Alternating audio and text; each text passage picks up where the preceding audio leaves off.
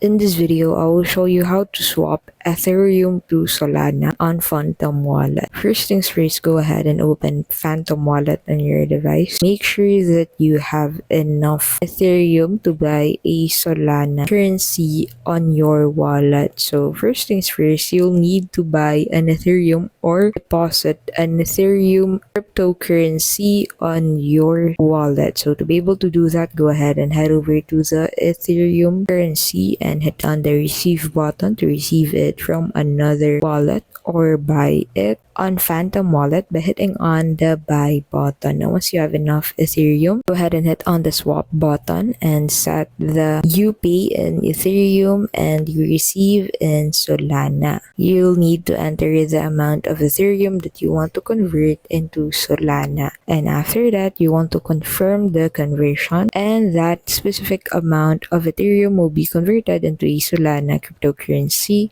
And that is how you can simply convert your Ethereum to Solana. Thank you so much for watching, and we'll see you in the next video.